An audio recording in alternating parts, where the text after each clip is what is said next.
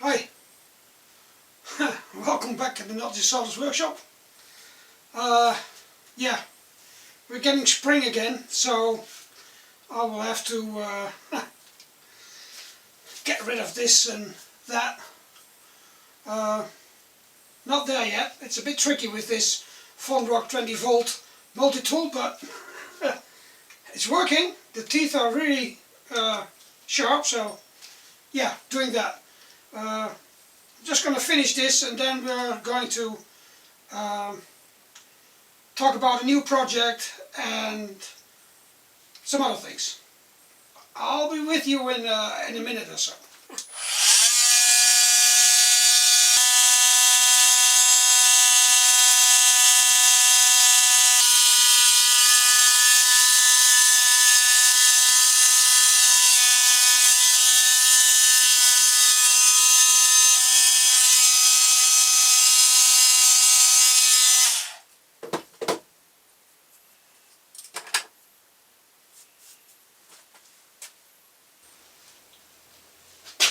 Well, that looks different, doesn't it? We're ready for summer. Today is a bit cloudy, but we already had a few nice days, so I guess it's going the right way with the weather. We're still in lockdown, so there isn't much we can get on materials, but there are a few projects that are going to be done in the coming weeks, and I'll tell you something about that. But first, I want to talk about my miter saws. I promised I'd do a review on the miter saws, and now that I've had them for a few months, I can compare the two. So let's go to both of the miter saws and the pros and cons of both of them, and then come to a conclusion. And put this thing away. So let's start with the Metabo. This one is almost 3 times as expensive as the Vonroc one. And I must say, I don't know whether that is the right price for this machine. So, the good things. First of all, it's got a separate button for the laser and the light, and the light comes from the side here, so it always shines straight in your work. The thing I found out, that the laser is in the middle of the saw blade. So if you got a saw blade that's about 2.5 mil thick, 3 mil thick at the teeth, that means the laser is only like 1 millimeter, so you have to count 1 millimeter extra that you're gonna cut off if you put it on the laser line. Which is a bit strange, but okay. The depth stop works perfectly on this one. The whole thing is sturdy and pretty good. But there are a few things that really annoy me, and especially for the price that this machine costed. First of all, the clamp. You can try to put it, but it will go on and it just doesn't clamp anything. It's really rubbish, this thing. You can't actually use it. Then you've got the sliding blades. Yeah, so when you want to do 45, you're gonna put it at this thing, at this angle, and when you do 90 degrees you just put it forward. Then here's a little button to really tighten it up, and if I really tighten it quick, fast, this still moves. This goes like more than 1 millimeter back. That shouldn't be on a machine in this price. For the rest, yeah, everything works like it should work. It is 90 degrees. No, there's nothing I can say about that. It came out of the box exactly 90 and exactly 90. The only problem is, when I, for instance, put it at 45, it clicks into, the position. well, it doesn't click into the position. It has like a few millimeters of play, and then when I close the, it should be, yeah, and I still can move it a few millimeters. So I didn't expect that from Metabo, because all the other tools I've got from Metabo are really good. So the good things, it's sturdy, the light is good, the laser is good, it's easy to change the blade. That's another thing. You know, it's just, you don't have to take everything off just to change the blade. You can just take this out and change the blade. The bad things, the play on it, this little fence, that's stupid, and the clamp doesn't work at all, so I don't know what you do with it, but it's not usable on this machine. So let's go to the Vonroc to compare the two. Now, the Vonroc. This machine is about a third in price of what the Metabo would cost. First of all, the clamp, you just put it in,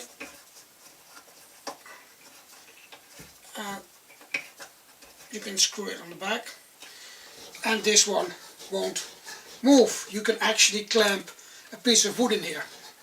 So that's a big plus. Secondly,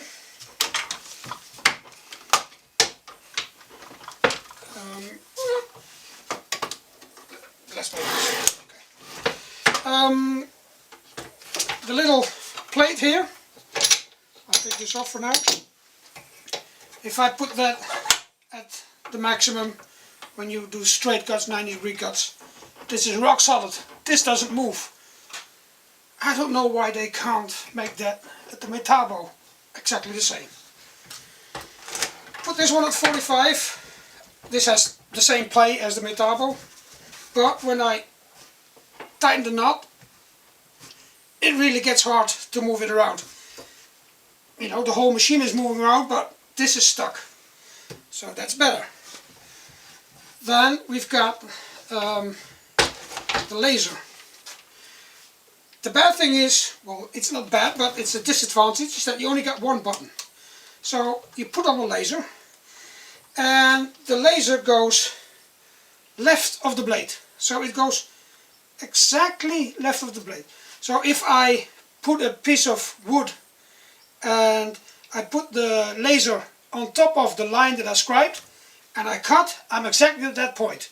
So that I don't have that millimeter to consider when I have the laser in the middle of the blade. This is exactly on the left side of the blade.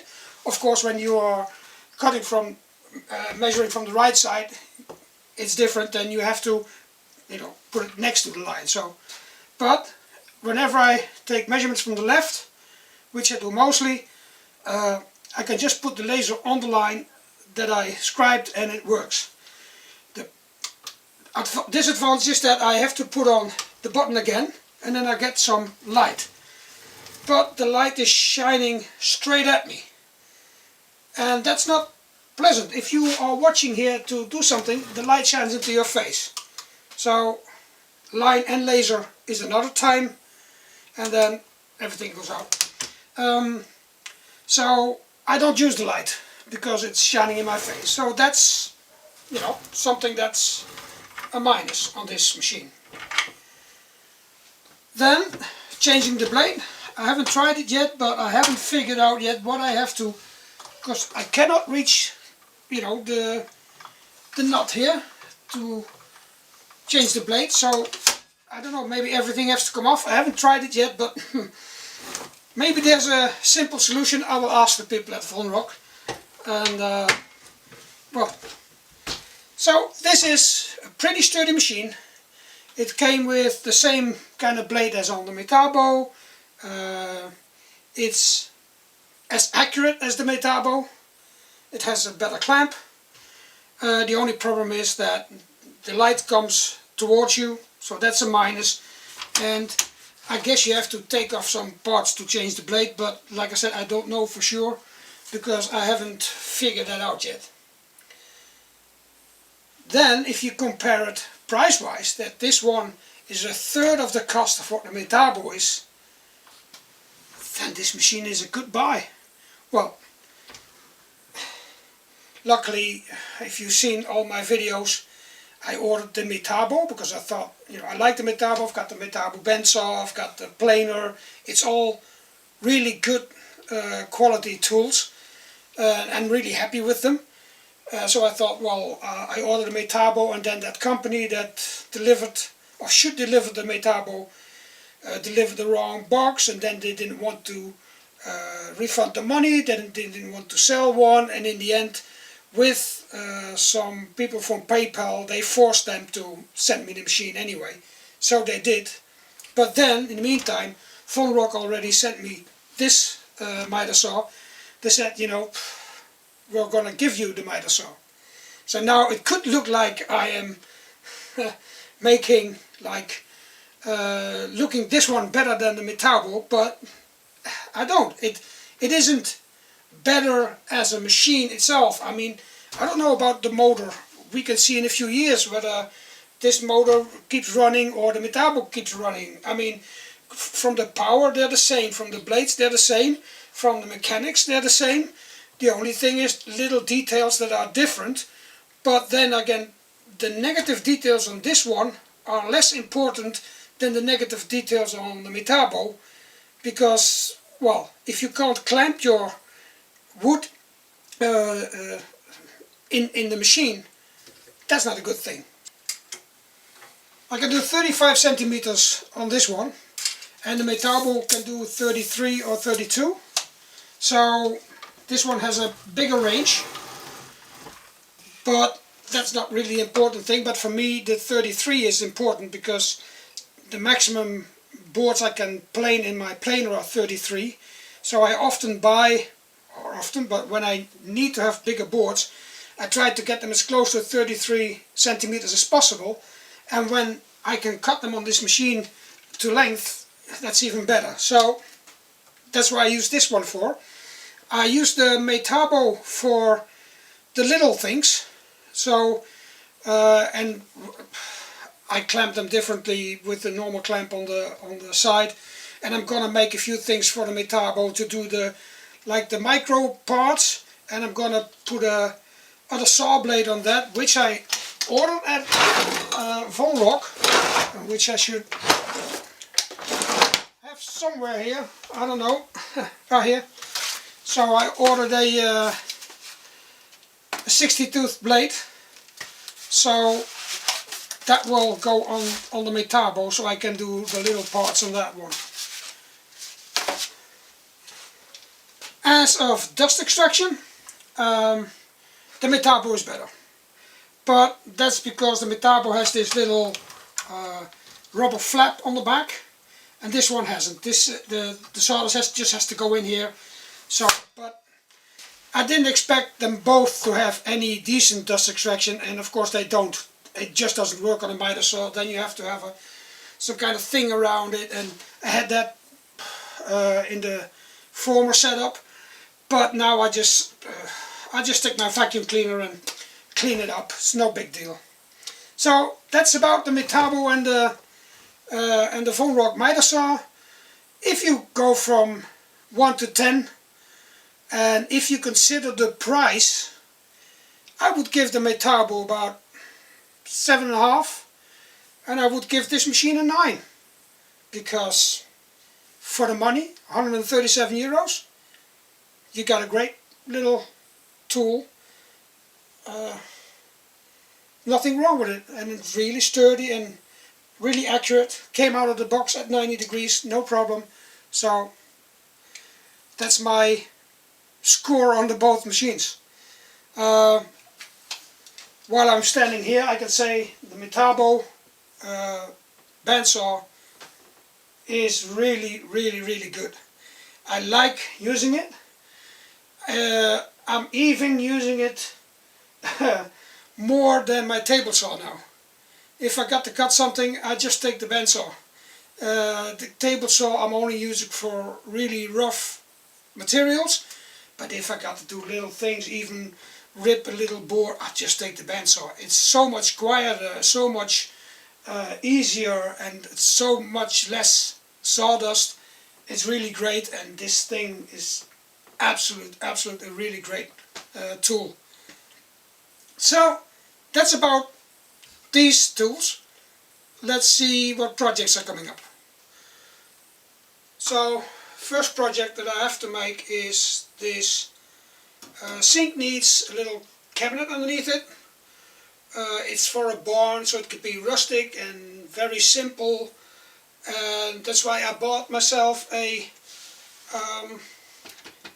pocket hole jig from Woolcraft. Never used pocket holes before, so I'm gonna try this out and see if I can make this cabinet under this a little bit simpler and not doing things with dowels and all that kind of stuff, just glue and screw it together. And the wood for that was brought to me by the owner of this thing. It's all second hand, and he just brought me some leftover floorboards, and they're all in a different, well, not all, but they're in different sizes, different widths, and also the groove is different. So the tongue and groove are different, so I've got to figure out how I can make a little cabinet out of that with 2 doors in it, I guess. And it can be, there doesn't need to be a back in there, there doesn't need to be a bottom in there, it just needs to be a construction to put against the wall. So that's something I'm gonna do. Then I have to make 2 little bedside tables, well, bedside drawers or whatever you would call that. That's for friends also. These will be 2 of the last things I will do for, like, well, you could call them customers. I'm going to concentrate more on making nice things here in the workshop, be creative, have some fun, less stress of finding materials, because COVID made me realize that, yes, I was lucky to have one supplier for the wood, but now he's closed and it's an old man, so I don't know whether he will open again.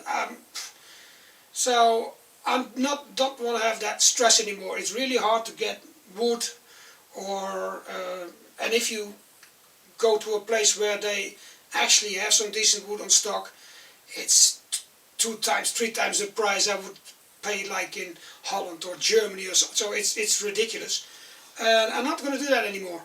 I'm going to make nice projects, try to make a video every week, maybe even do a few updates in between, make some recycled box guitars again, make some fun projects, and enjoy life a bit more than just going around and making stuff for other people. Yes, it's a bit of a change, but we'll get that done. So I'm working on a few lamps for a pretty long time now, and they're almost finished. My wife is making the glass for it, so maybe this is going to be the next video, and then you'll see me back with a long beard.